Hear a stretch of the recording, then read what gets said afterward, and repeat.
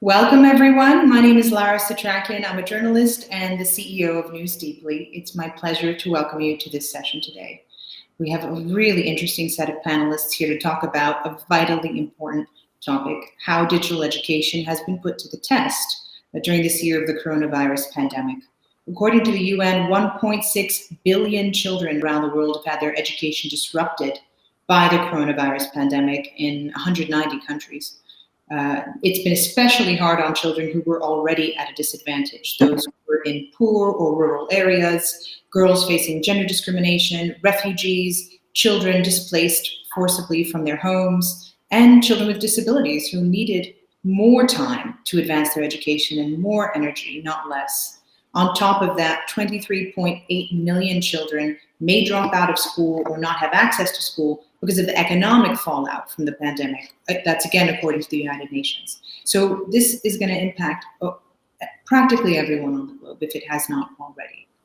As you all know, this has put digital education to the ultimate test. Suddenly, all of the innovative remote learning structures that were on the frontier of education were accelerated into adoption, many of them. And digital education just became education. It became the norm. What challenges did teachers face? What challenges did students face in different parts of the world through that transition? How did they find solutions to overcome those challenges? What did they learn? And how can those lessons be useful to others now and in the future?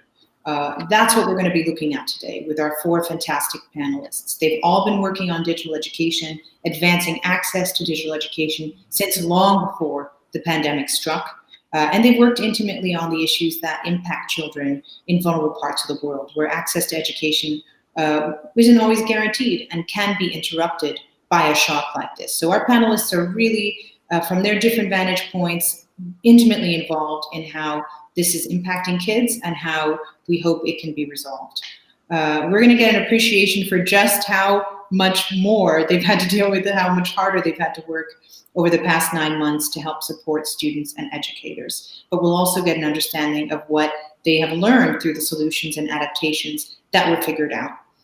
To introduce our four speakers, we have Borhen Shakroun, Director of Policies and Lifelong Learning Systems at UNESCO, Rawa Mahdi, Project Coordinator at the Profuturo Foundation in Lebanon.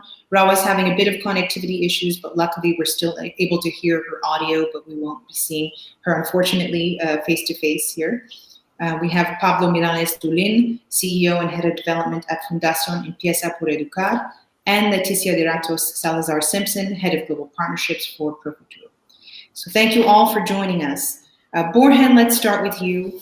Borhen, you have spent so much of your career looking at education through the lens of equity and access, making sure everyone can access high-quality education.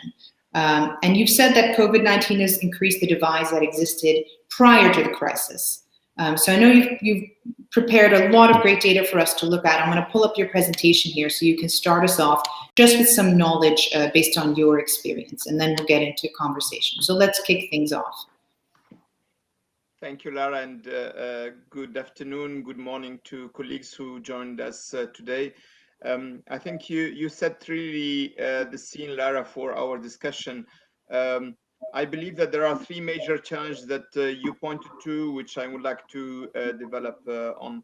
One is the scale of the disruption. You mentioned that we had around 1.6 billion learners affected from pre-primary to tertiary education in almost 192 countries. That's almost all the world.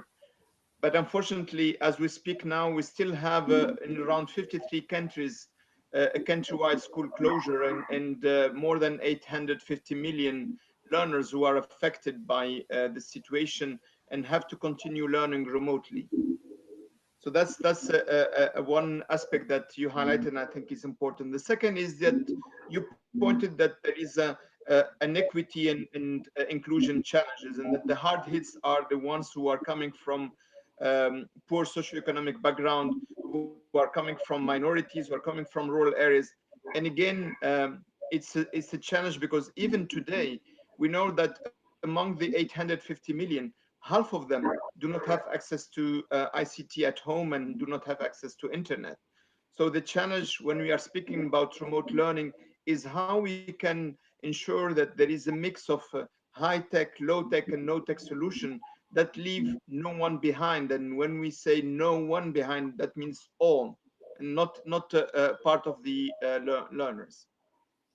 And the third aspect that I think you pointed to, but I would like to elaborate on it, is that all the countries, we have seen that the readiness to such disruption is rather low. Of course, there are diversity of situations, but there is a situation where it shows the fragility of the education system to cope with such crisis, also to ensure equity and inclusion, to ensure quality of learning, and that learning never stops in these contexts. It has been the case all over the world that the education system were in a situation where they had to cope and migrate to remote learning in overnight. And we have all the evidence that many countries and in most cases, education system had to find solutions, had to be creative, but had difficulties to cope with that. Maybe if we can say also, I think the crisis, unfortunately, we are speaking, I would say, about three major crises that are important to highlight. One is the health crisis and sanitary. We spoke also about education crisis, but also important to speak about the economic crisis that will have impact on other aspects, including on education. In the slide below, and I'm showing a bit some of the data coming from our OECD colleagues' work. We see that the loss in terms of GDP is really huge in many countries, and the recession will have impact on education in terms of the learning losses, in terms of the nutrition, social well-being of learners, of families, of household, and of teachers. So we shouldn't neglect the impact that the economic recession will have on education and learning, including in terms of the shrinking of potentially the shrinking of resources that are allocated to education. So and when we look at the next aspect that I think is important to consider, and if we can, is this learning losses because of the school closure, because of the economic impact as well? In many countries, we see that around 60 to 65 days have been lost. And that means a huge amount of knowledge and skills that learners would have acquired that they are losing. And this will have impact on them in the short run in terms of the continuing learning, but also in the mid to long term in terms of their employability, lifelong learning opportunities, and the economic and social implication that this will have on the communities, societies, and countries And as a is whole. there any working theory, Borhan, for how that time is going to be made up? Is it just about getting to those modules over the summer, or how hard is it going to be to make up that lost time? Well, you're right, Lara, to point that there have been different strategies that countries have adopted. Some countries have organized summer courses. Others have organized what we call remediation learning in the beginning of the school year. Others are starting with the curriculum and adjusting as the learning processes are moving. There have been different strategies, and I must say that we have to be humble. We have less evidence about the impact of these different programs. We know the what, but we don't know the how and the result of the implementation. But we know that the countries have been adopting different strategies, as I mentioned right now. Maybe I would like to mention also that this has impact, and we noted that teachers were not ready. The resilience of the education system depends on many factors, but teachers are critical. And when we conducted surveys among a large number of member states, we surveyed together with the World Bank and UNICEF colleagues around 100 countries. We have seen that in most cases, sorry, teachers were not trained to engage in distance learning. Prior to they had Prior never. to the COVID. Yeah, okay. So we needed to cope with the situation, and that meant also that countries had to equip teachers with the right skills to cope with the distance learning. But it speaks about the readiness of education system to cope with these challenges. In the next slide, what we have learned is that uh, there were a large, I would say, innovation and creativity conducted by teachers. So we shouldn't underestimate the role that teachers have had and the creativity that they have brought. Also, the importance of the community of practices among teachers. We have seen that teachers try to engage with their peers, try to learn from each other within countries, but across countries as well. And you What have played a role in that personally and as UNESCO. I mean, you had a lot of webinars and learning sharing platforms. I mean, what were some of the things that teachers were asking each other and trying to learn from each other? Well, first of all, what we have done ourselves, we organized cross countries webinars and training that targeting teachers. For example, with our institute in Addis Ababa for Africa, but we also at the level of the headquarter, we organized webinars for teachers and teacher training. But what we have seen from the exchange of and the community of practice is what are the solutions that teachers are finding to cope with the challenges. And for example, in many countries, the government have been using radio and TV. And one of the problem of the radio and TV is that the pedagogical interaction is very low because it's one direction. But then many teachers have been using WhatsApp, have been using SMS, and we have seen how they were exchanging about how you leverage WhatsApp, for example, for engaging with learners. And that's part of the innovation in ways teachers have shown that they can leverage the low technology, if I can say so, to cope with the challenge that they have been facing. But we have seen also that there are challenges on data, how we collect data, how we find evidence, and how we can use this evidence to reach the most marginalized. One of the challenges is that, as I said, we know about the programs, but we don't know what is their effect.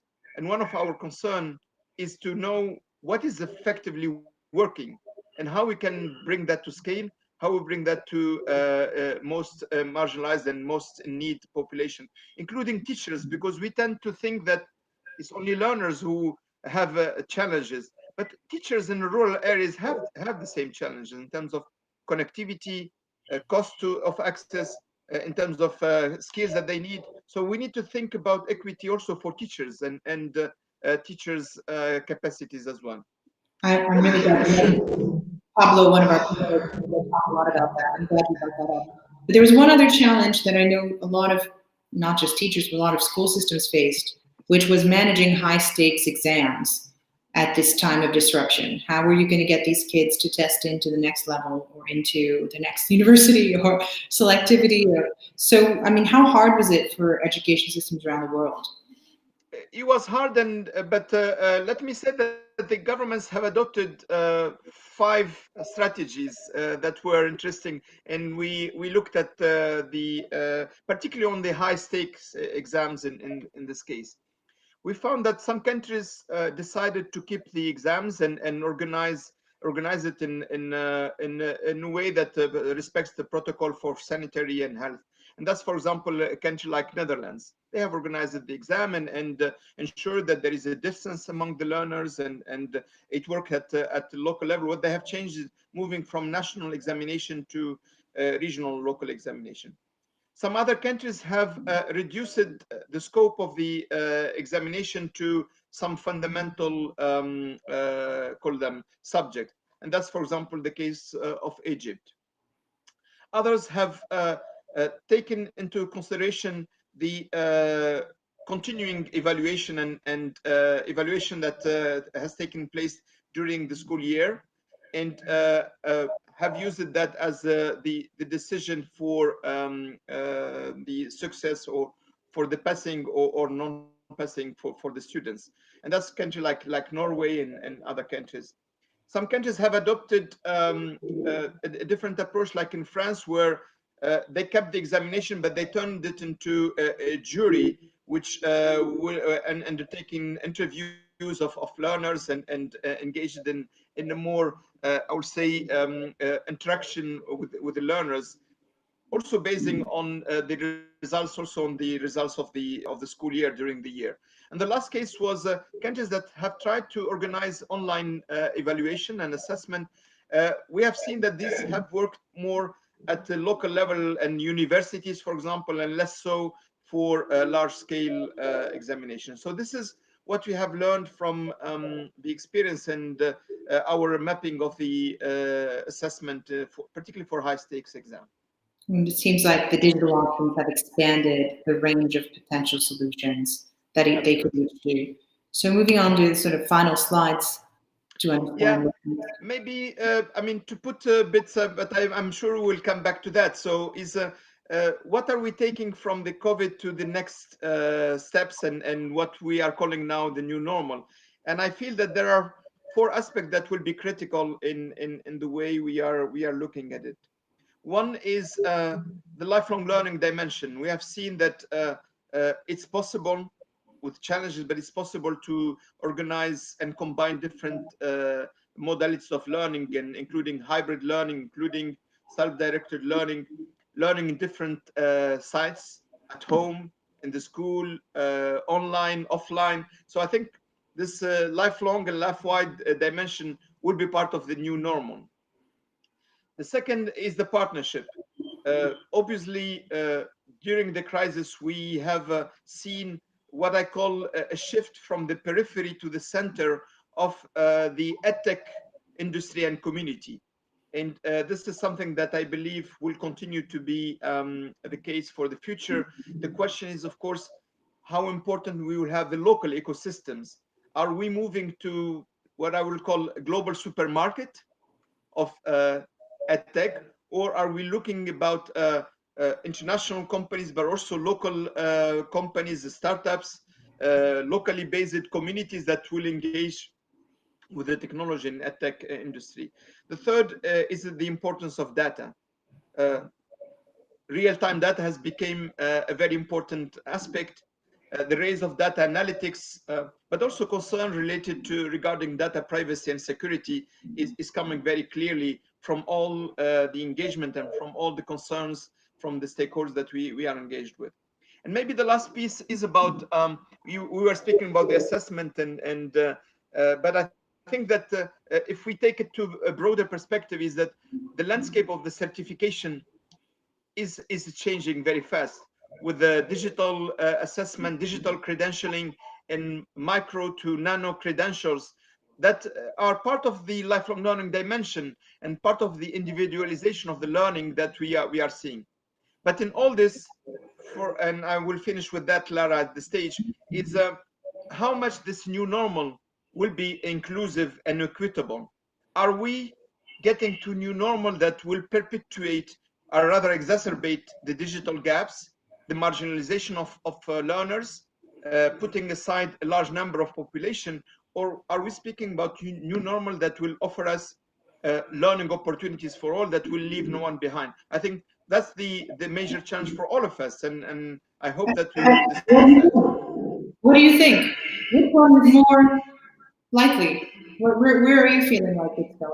Well, if I take it from, let me call it the education community, I believe that the concern related to equity and inclusion is at the top of the agenda. And no Minister of Education, no call it international organization, no stakeholder that are involved will underestimate this challenge. The question is that the argument vis-a-vis the external, the outsiders of the education community, for example, Minister of Finance, because we are speaking about resources that will be needed for infrastructure, for remediation learning, for digital, filling the digital gap, that will require a lot of resources. And the question is, are those resources earmarked? Are we protecting education in the context of the economic crisis or not? That will be a determining factor from my point of view. Thank you. Okay. But I want you to think about it when we come back to you after everybody's presentations. You know, the gap that we're going to hear about and people are trying to overcome, so much is about connectivity gaps or access to technology, access to devices. So many governments are scrambling to get tablets or something to the kids who don't have them so they could connect. Is that the primary and only holdback? Once they're connected, there's a world of options, or do you feel like there's something else that's holding them back in terms of access? I think that the connectivity is obviously a major challenge, but I think that the value of the connectivity is also important for learning. And there is I would say sometimes an underestimation that it's not only about tubes and infrastructure, but it's also about the learning and the value that we can have for of the connectivity. And this is a work that we have been doing under the Broadband Commission. For example, we had a very important working group on connectivity, but also the value of connectivity for learning and for communities. I think this is something that we need to shed light on and say what strategies will be required to combine the infrastructure and the soft part of the connectivity as well. Understood. Well, thank you so much for the presentation. We really appreciate the overview. I'm hoping now that we can hear from Rawa Mahdi. Rawa, can you hear us?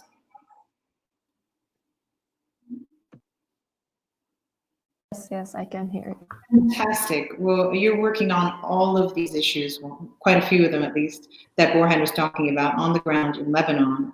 And so we're going to move to your presentation for you to just share a bit of that work. And of course, you are, again, audio only because of connectivity issues and challenges. If you want, I can try to turn on the video camera now and check if it's going to work. Right, that'd be great, hopefully. Okay. Than we did in this step. Oh, great. I'm glad we get to see you. Well, Roba, thank you again for being with us. You were going to tell us a little bit about your work with Pro Futuro in Lebanon and understanding first, what do you do there? Who's in these schools? What are they learning? Where did they begin? So give us the picture before the coronavirus hit. Okay. So I've been a project coordinator with Pro Futuro for 2 years, and this is my 3rd year, but the schools haven't opened yet. They were supposed to open earlier this month, but because we had an increase in the coronavirus cases, the opening of schools was postponed again. So Pro Futuro is basically applied in Syrian refugees schools. It's not applied in Lebanese students' schools. And I think this is what makes Pro Futuro a bit special in Lebanon. Usually the project is applied with citizens of the countries where it's usually applied. But in Lebanon, there's a specific case. We have a big number of refugees, so the project is applied with refugees. Last year was really confusing to students. It was really messed up, not only because of the COVID-19. In Lebanon, we had the uprising last year, so the school year was totally like not smooth. Roads were blocked throughout the year, and then the COVID-19 started and students had to stay home, and they started with online learning. And it wasn't only challenging for students, it was also challenging for teachers. I myself am a teacher, so it was a bit challenging at the beginning. It was my first time to teach online, but then we got used to the situation with time. So going back to more about the program itself, you brought these pictures to show us a bit about the program. So you do apply this to refugees. So essentially, is it correct to say this is through sort of informal education system, or what curriculum are they using? How is this helping them bridge the skills they lost when they became refugees? What is the school trying to do for these kids? Okay, so basically in Syrian refugees schools, there are 2 types of schools.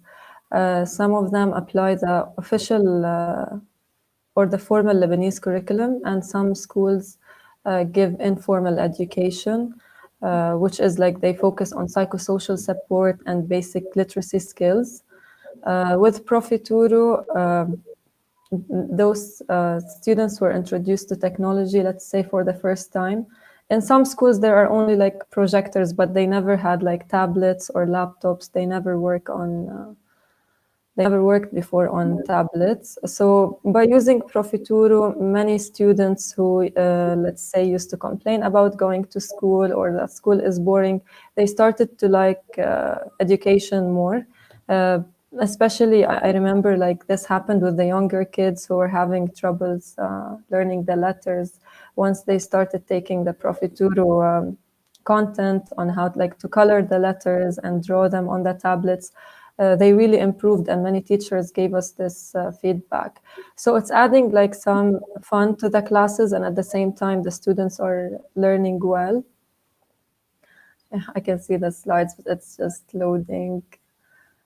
I remember even in our conversation, you were telling me when they saw these tablets, they couldn't believe it. So, yeah, so this is one of the schools. It's called MAPS School. It's in a refugees camp. So the school itself, it's like tents, but each tent is a class. So here you can see that, and also the classes were a bit crowded because there's a big number of students in the camps. But still, the teachers were able to manage different classes. They had really good management skills. So yeah, as I said before, they really improved in learning, especially when they started to see like exciting activities on the tablets. It was their first time to like touch a tablet and like use it for educational purposes. And so then coronavirus hits. And what happens to that experience and that education? Yes, so yeah, I mean, just like maybe any other country, the ministry at the beginning wasn't prepared for this. The teachers weren't prepared, or the students. So they started training teachers, like the Ministry of Education, on how to use Microsoft Teams. And also, since WhatsApp is a very popular application in Lebanon, teachers started using it to create like groups and then add all their students and send the content to them, like the educational content to them. And that's how the classes proceeded throughout the year, using Microsoft Teams and WhatsApp groups. Yeah, and regarding the Profituro platform, usually we apply Profituro only in schools, like students are not allowed to take the tablets home with them. So the Spanish team, thanks to them, they did this online website where students started logging in to Profituro from home. And you can see that I posted the link on the slide. Also, some of our teachers started using different applications at home where they created their own lessons, and then they added the Profituro resources to their lessons and then just forward it in the form of a video to their students while they're explaining and adding the Profituro resources. I'm not sure if we can play the video. I sent it in a link. If not, maybe I can share my screen to see one of the videos of how a teacher included a Profituro lesson in his lesson. I think we might have some challenges with connectivity, but let's try that behind the scenes, and if we can do it, we'll come back to watch the video later in the discussion. Okay. But in the meantime, help us understand also, so these kids were able to use their phones now to reach this content and continue taking modules at their own pace. And for those of us who had the chance to go through it, there are lessons on every sort of science class and reading and math. So they could just go engage with this content in English or French or Spanish or Portuguese. So it became this direct link. And what did the kids tell you? What did the teachers tell you about that experience? How did it go? You mean the online experience? Yeah, when they started sort of going straight and doing it themselves. Oh yes, it was really like exciting to them. When they started like to know what Profituro is, even when I used to walk into school, they used to call me Profituro, like the Profituro teachers here.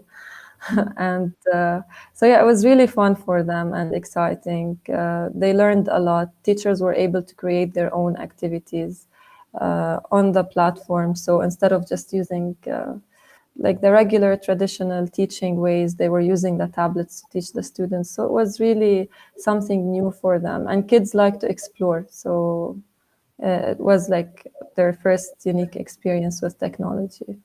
Wonderful.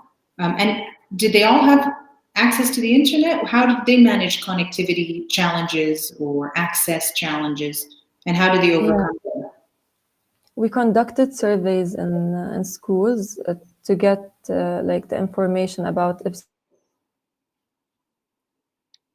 Oh, we might have lost Rawa. We'll come back to Rawa on that question. Pablo, can you hear me well?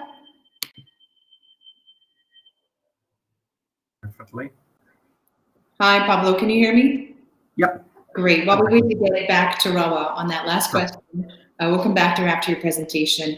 Pablo, thank you for joining us. And Pablo, tell us a little bit about yourself and what you focus on a normal day before the coronavirus pandemic. Well, I'm as you mentioned earlier, I'm the COO of Empieza por Educar. We work out of Spain, and we are part of the Teach for All network, and we normally run teacher development programs in the countries where we are placed at. Before this pandemic arrived, we were building a beautiful project together with ProFuturo, Teach for Nigeria, Teach for Liberia, and Teach for Tanzania, which are all members, again, of the Teach for All network.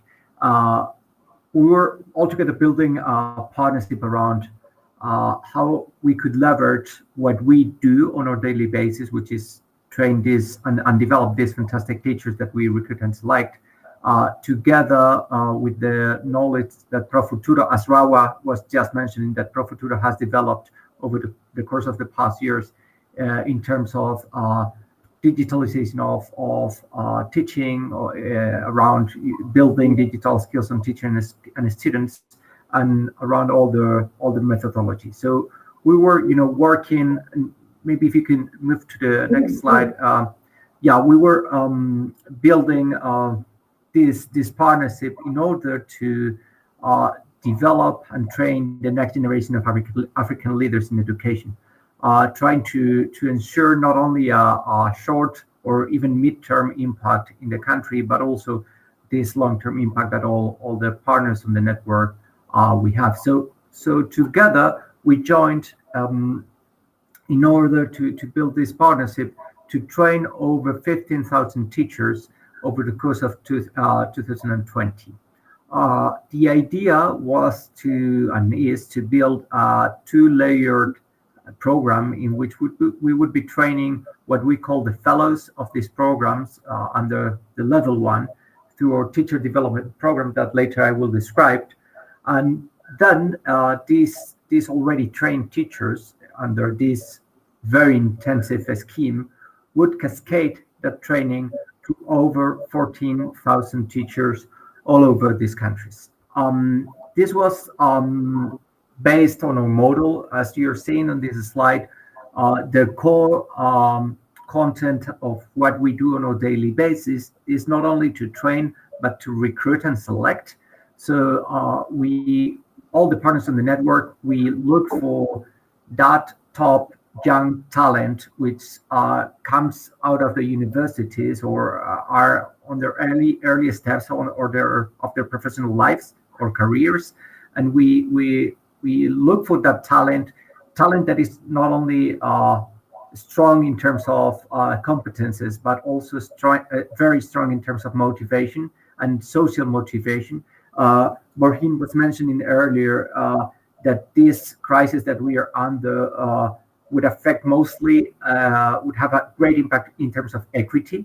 And that's what moves the core of all our organizations. We want to create a more just and equitable society, and we want to close that educational gap that sadly is caused mostly by poverty.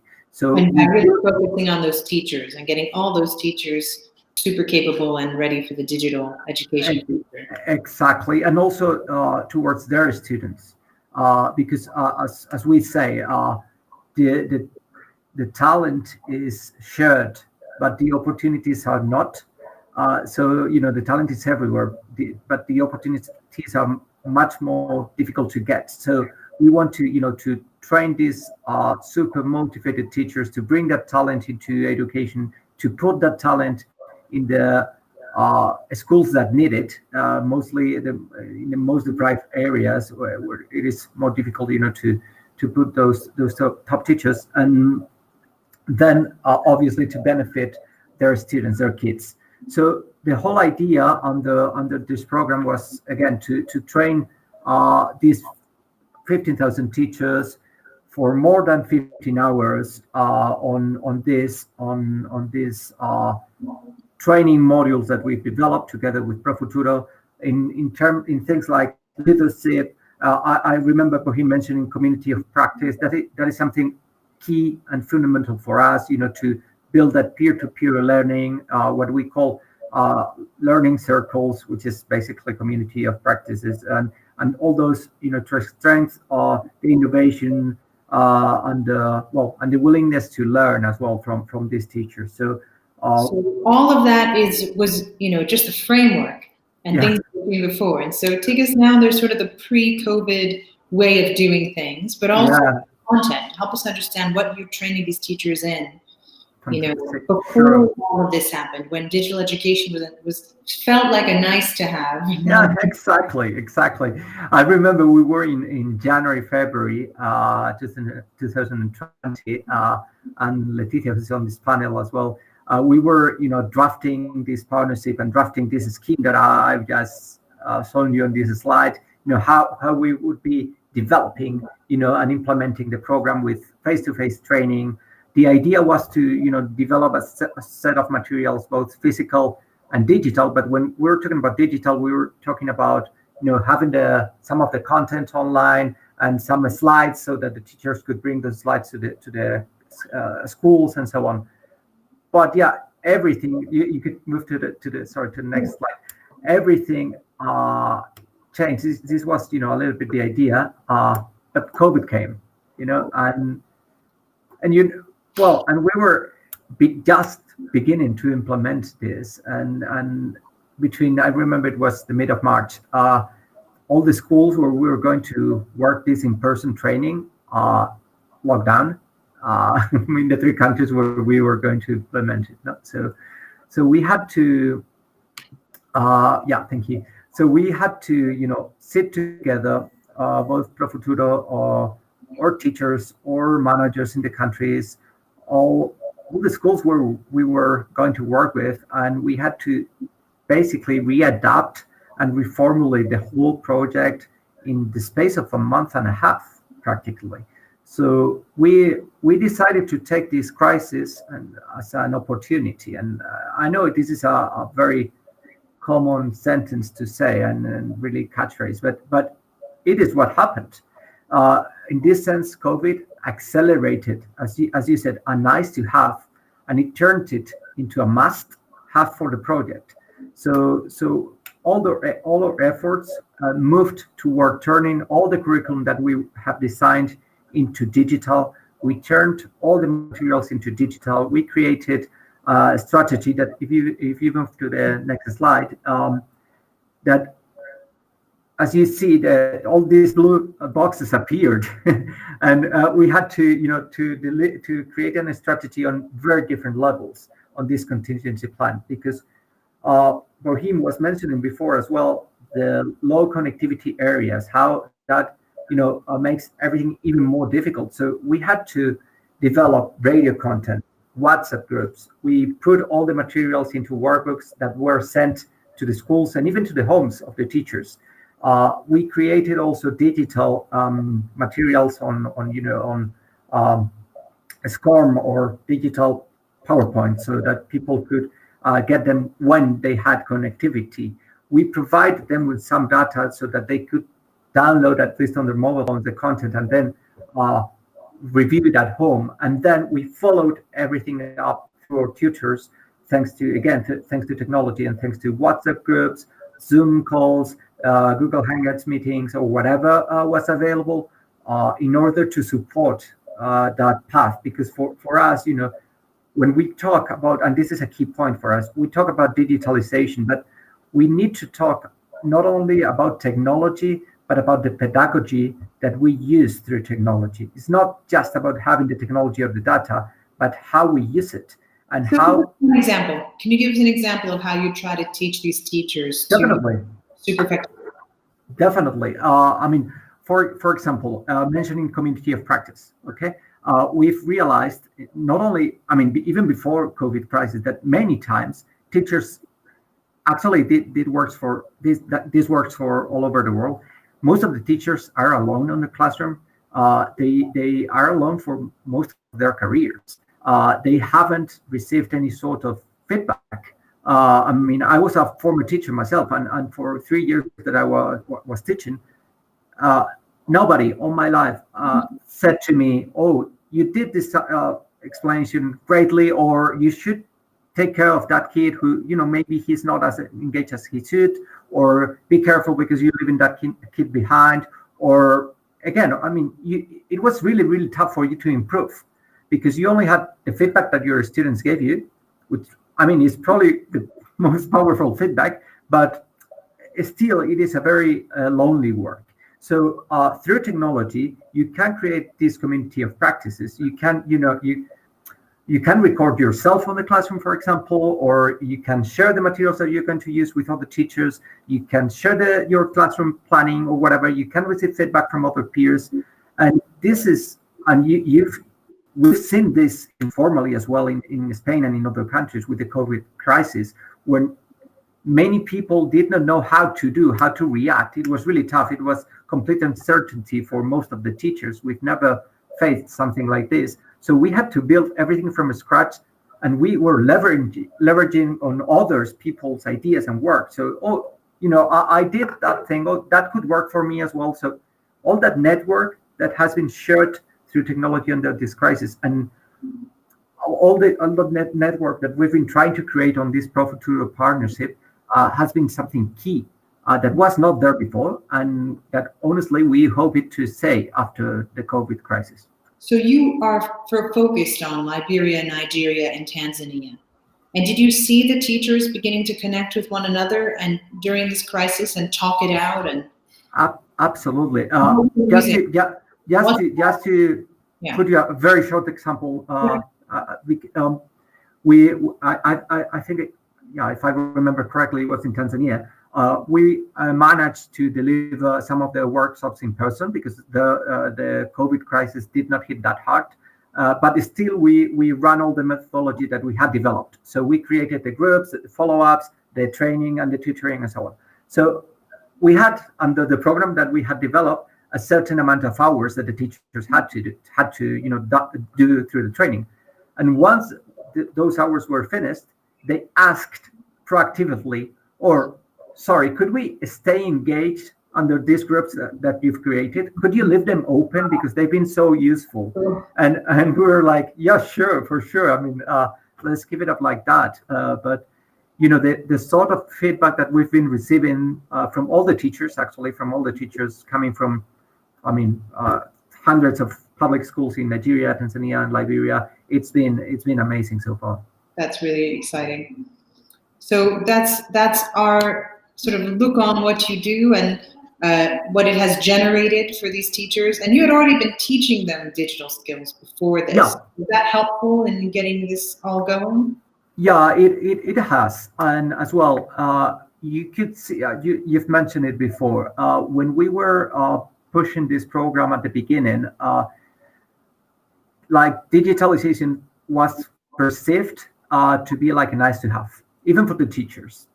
But now, the moment the crisis came, it was like, okay, all the modules that you've developed are fantastic, but would you have some modules on digitalization? We really need those. So we are trying again as quickly as we can to address that challenge, and we are already training hundreds of teachers on this digitalization pedagogy again, and And we will hopefully over the next few months or even years keep on with this work on these countries and even more countries through this partnership. Workbooks, podcasts. Yeah, exactly. Cool. Yeah. Exactly. Because again, Raheem was mentioning, it is true that radio has its difficulties because it tends to be one way. But what we did in order to achieve that, well, bi-directional conversation was to send the workbooks to the schools, to the centers, or even to the teachers' homes, so that they could follow the radio training with the workbooks, and then deliver some sort of feedback, activities, or whatever, even either through a WhatsApp group or either through some answers that they could deliver on their school center. So we try to engage them not only through a one-way training, but always through that, at least bi-directional when not peer-to-peer training. So it's been key. And again, I cannot stress enough how important community of practices are, and leadership as well, to create that change that we want to see, especially in disadvantaged areas. And that definitely speaks to, the scalability of all of this, right? And I just Exactly. want to ask you for a moment, you've described to us now how you train one group that trains the next group that reaches all these students, but Teach for All is part of a global network. So this is something happening in many, many countries around the world. Can you just help us understand, how do you think this intersects with the wider world of what Teach for All does and what they Sure. Most of the Teach for All and all the international partners of that network, what we do is what I described at the beginning, try to select, recruit, and train this young talent and involve it into this fight for a more equitable world. That's what we bring them, and we train them for over 2 years on this leadership and educational program in order to develop their teaching skills, but also the leadership and the mentalities and mindsets in order to become change agents and that to become, like professionals that could help other organizations, not Teach for All partners, but all other organizations all around the social and educational world to improve and to generate an impact for those kids that really need it. So that's our core vision and mission. And then towards that path, we try to find partners, like the case of Pro Futuro, that would help us to accelerate that impact. And this partnership, together with Liberia, Tanzania, and Nigeria, is an example of that, because it's leveraging on something that that we want to do and that we are already doing, which is this leadership and teaching program, but put on it like these items that are of particular importance, and which Pro Futuro has been working for 10 years now, or for under from Telefonica and now Pro Futuro. They've been working for so long on digitalization and bringing technology into education. So obviously it's a perfect mix because we have all that expertise in training teachers, leaders, and so on. Pro Futuro has this expertise on technology, digitalization, and working on the same kind of schools that we work at. So it's this kind of project where we can really talk about synergies and shared value, and that's why it makes us so proud to be part of it. And the moment, this partnership met this moment in this past Exactly. It's a nice turn of events, I must say, because we're going to do it anyway, but obviously the context was like shouting, you guys need to do this. So well, I'm glad you were in place and ready for it. Well, thank you so much, Pablo. And so our presentation, before we get at least a little bit of time to all speak together, is Leticia Durato Salazar Simpson, Head of Global Partnerships at Pro Futuro. We're so excited to get this sort of bigger picture, tie it all together, how these partnerships have worked. Leticia, thank you for joining us. As I pull up this presentation to understand a bit more about the work. First, anything you want to react to or anything that stands out to you from our conversation so far? Oh, looks like you might be on mute. Let's see if we can unmute you. Now? Yes, perfect. Can you hear me? Okay. Yes. Oh, well, there are a lot of things that I want to share with you, and it became in all of our participants. Thank you, all of you, for being here. But the first thing that I want to say is that transformation is possible. But you need to do it in partnership with other actors. In this regard, this constant search for partners in both the public and private sector has been essential to guarantee the maximum impact of Profuturo and to make our program sustainable over time.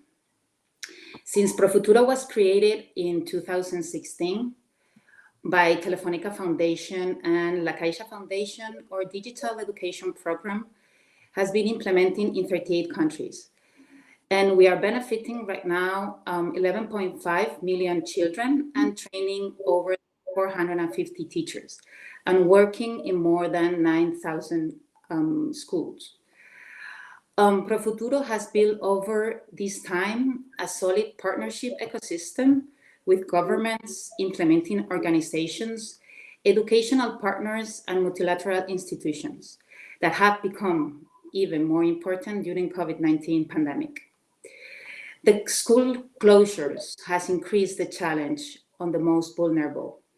In these situations, one of our priorities has been building strong partnerships to reach as many teachers and children as possible and to put all the efforts together. That's the reason why we became part of Global Education Coalition, promoted by UNESCO.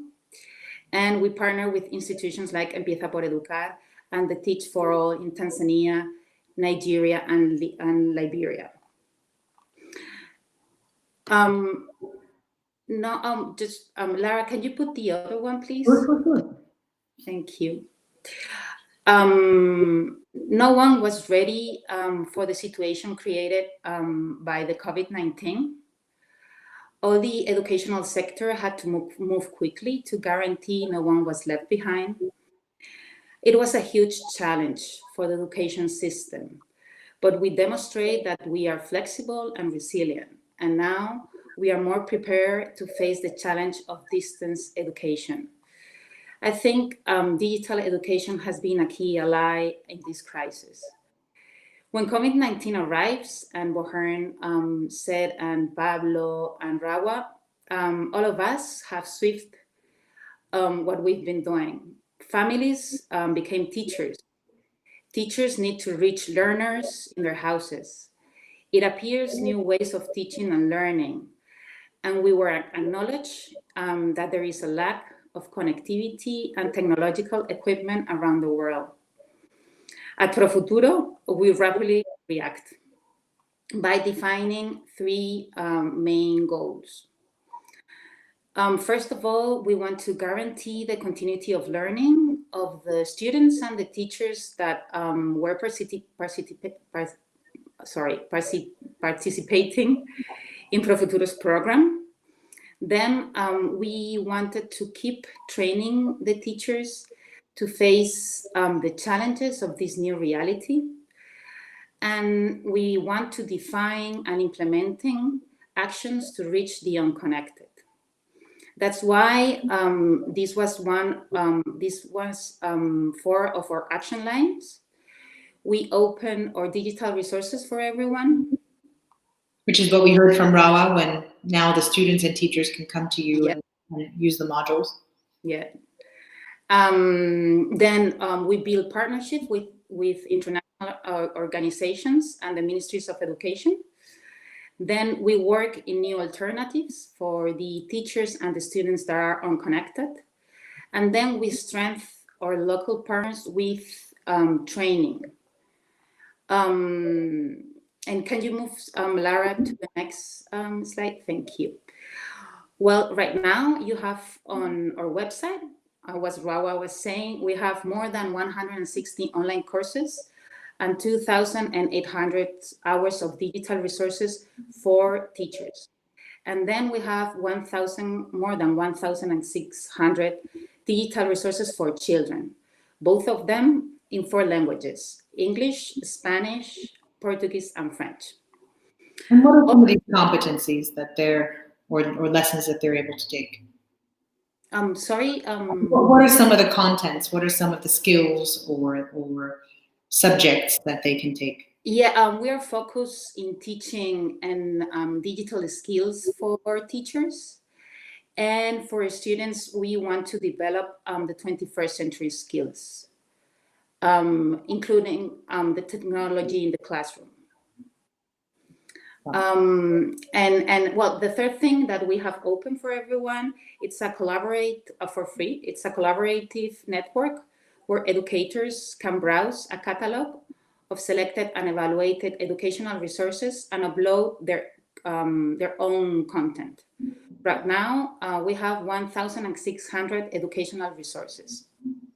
This free digital for everyone, we have offered them to the Ministries of Education to be included in their educational platforms or use them as television or radio.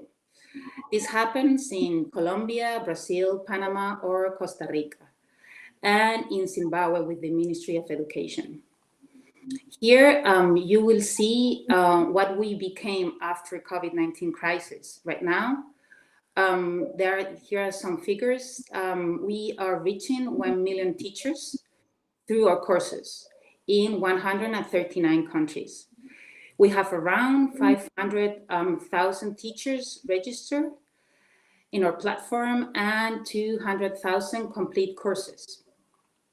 Then for children, and can you move, Lara, please, to the next slide? Well, one before this one, to talk about of children. Yeah, we have right now in our platform, or online platform, more than 110,000 children using our online digital resources, and 44,000 teachers using our classroom management tool. And we have also more than 40,000 applications downloads. Then the next action was to create new alternatives for the unconnected. So we have, after we analyze the needs and the barriers of this new situation, we develop new materials for teachers and for students. So right now, and in line of what Pablo was saying, we have multi-formats for every device for the teachers. We have also radio and workbooks. And then we are promoting the coaching and the learning communities in line as the other participants were saying. And then for children also, we have radio, videos, and resources for television. We also partner in this sense with the African Union to offer these to the Ministries of Education and work in offline solutions to reach teachers and learners that are unconnected. At the end of the year, we will be reaching 15,000 teachers. And then in the next slide, the fourth action line was to strengthen the training of our local partners in the use of digital resources available and to become virtual tutors. At this time, we have trained 144 coaches.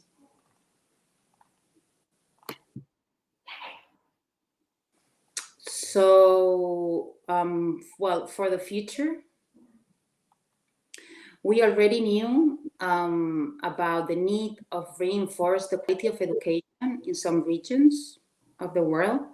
That was the reason why Profuturo was established at first. What we see now is that the current situation is forcing us to do this transformation faster and in a more coordinated way. This necessary change will not happen on its own or without great effort and even biggest investments. We are running against the clock. Well, we think we are running against the clock. Today, we are living a crisis that can become a no return situation of many children in vulnerable situations. The pandemic has accelerated collaborations globally that should not be stopped. We should not waste the efforts made and continue the path of innovation, of learning. The challenge we have in front of us is huge, and we need to partner and collaborate as we have done during the pandemic. Governments, private and public institutions need to join their efforts to bring quality digital education to every corner in the world.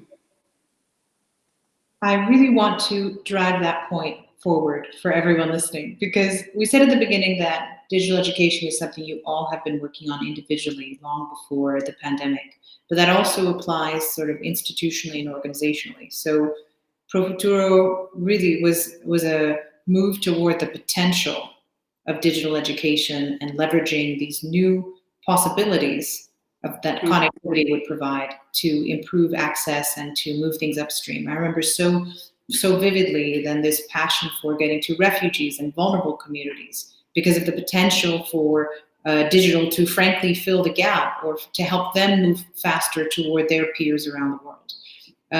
And so it's been really interesting to watch that transformation you described through the slides, but also knowing that this is one of the pieces that was moving and that had started to come into place when the crisis hit.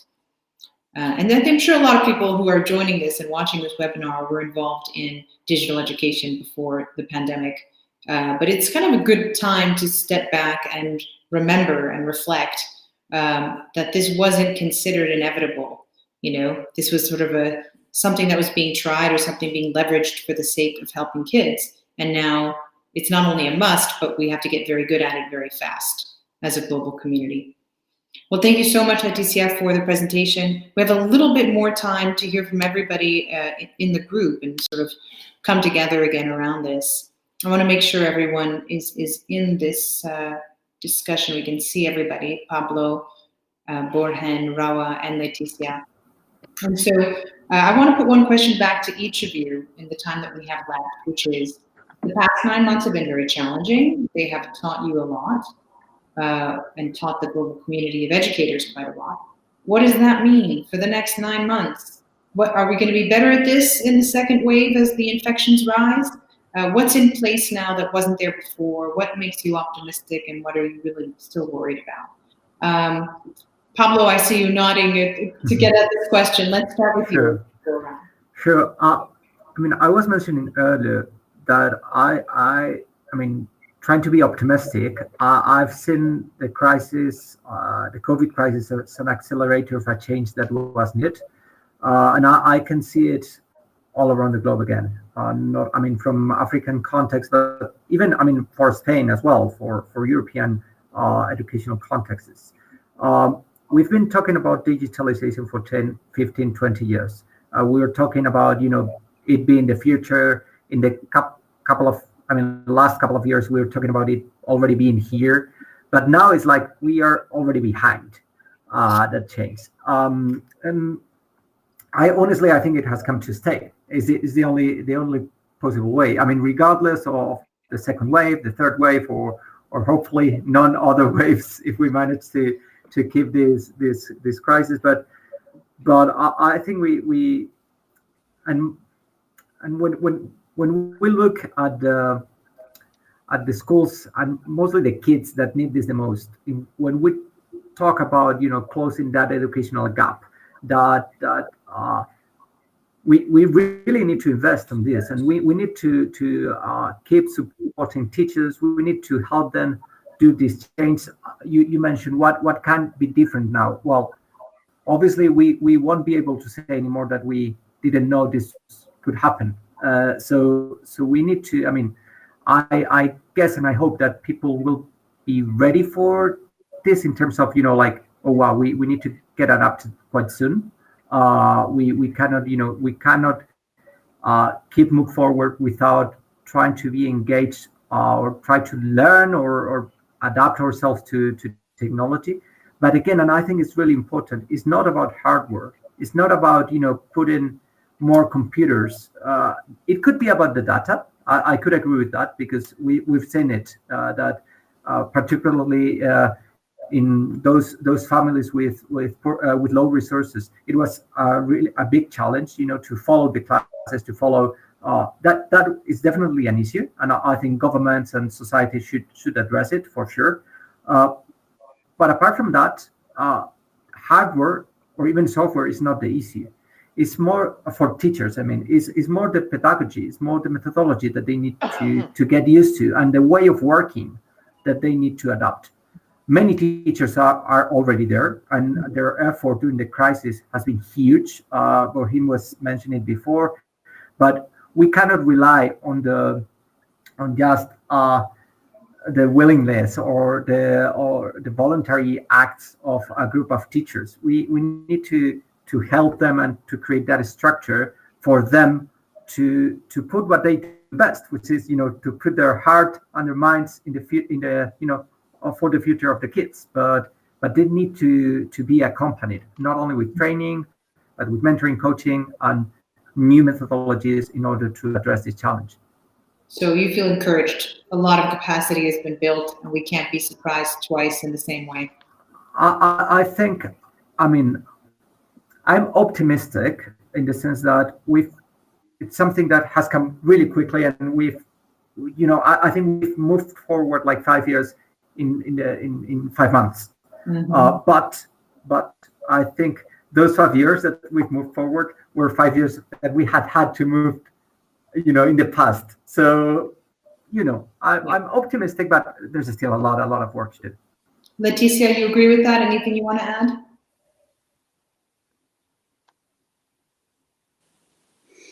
No, I'm totally agree what Pablo is saying. I think, it's the same thing. I think data is important. Connectivity, devices, but top of that, the pedagogy and the quality of education, we need to work on that. So, and we cannot forget about that point. Mm-hmm. So I totally agree with what Pablo is saying. Rawa, can you hear me? What do you think? Do you feel more ready for the next 9 months because of what's happened so far in this pandemic?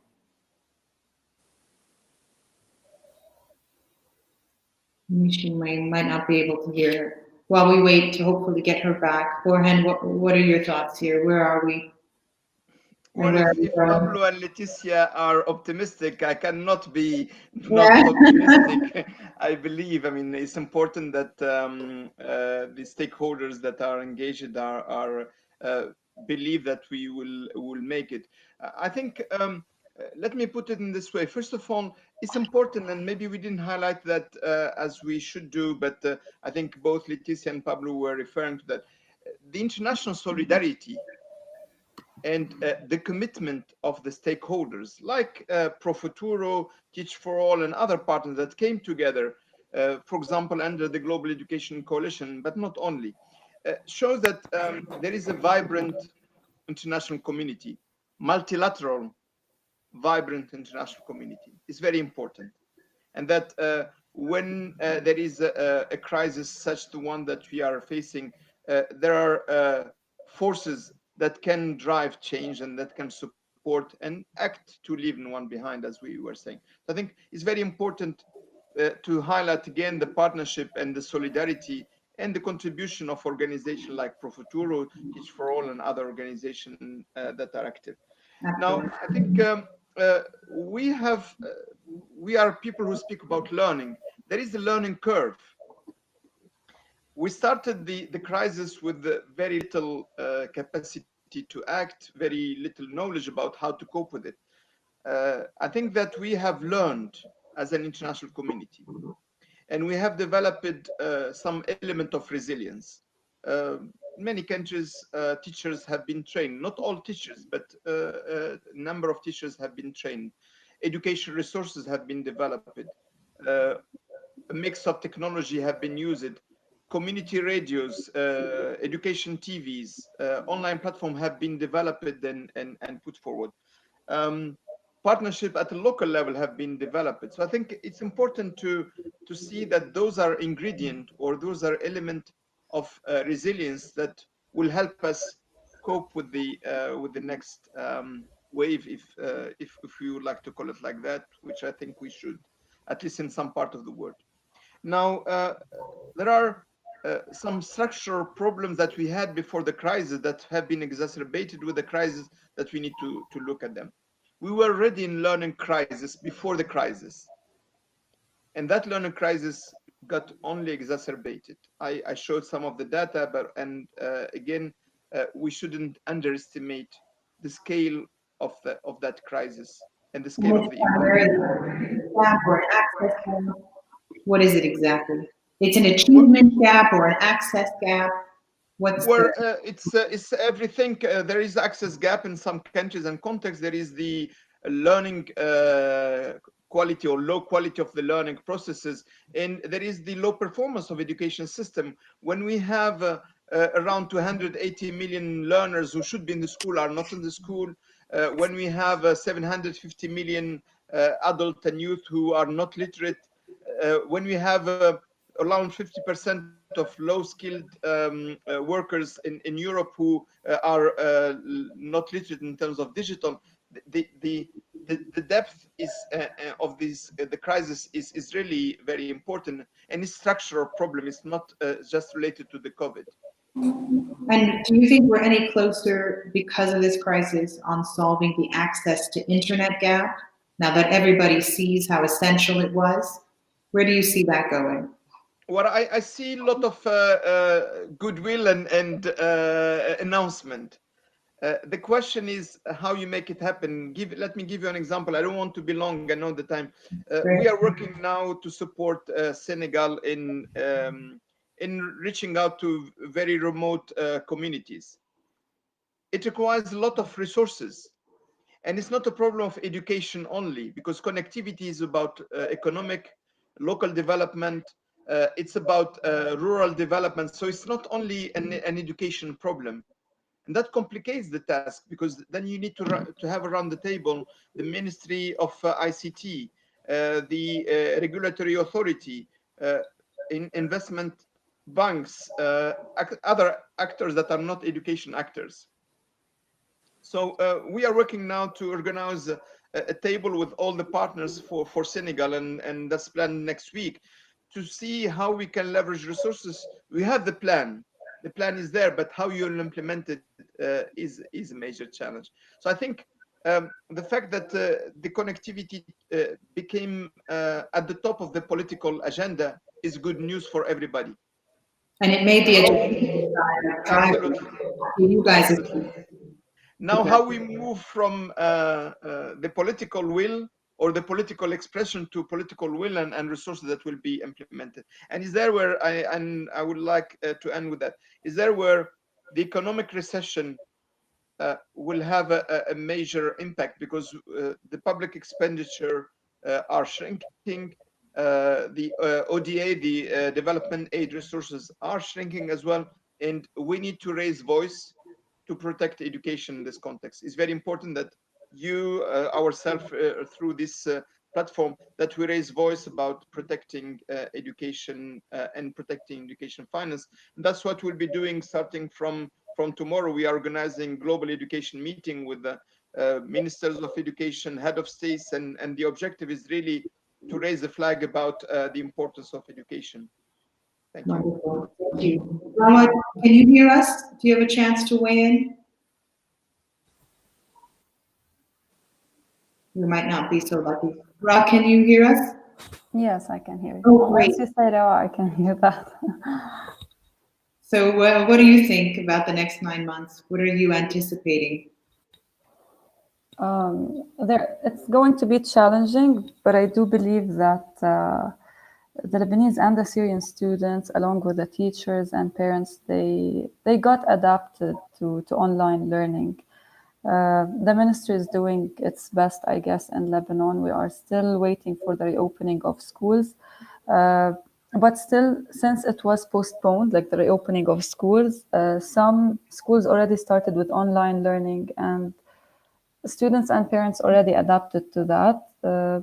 But I still think there's a lot to learn. I mean, in Profituro itself, I believe there will be more like features to add on the online platform so that students can log into their own accounts from home, and teachers can create their own activities also from home using Profituro. So once these advancements are made or added to the platform, I think we will be able to use it more from home. The students are using the website, but with more advancements, they will be able to use it more. So yes, I mean, like, just to put it in simple words, I believe students, parents, and teachers adapted to the changes, but still we will be having some challenges. Also adding to the educational issue with the COVID-19, and also the economic crisis in Lebanon might be affecting the education in Lebanon. The political situation isn't very stable, so we are also waiting for that, to see where things are going. Absolutely. Well, thank you so much for your insights. Borhan Shakur, Rawa Mahdi, Pablo Milanes Dulin, Leticia Duratu Salazar Simpson. This has been a great conversation, and I'm really thankful to have been part of it. So thank you all for being here today. Thank you. Thank Thank you. you. It's been a pleasure.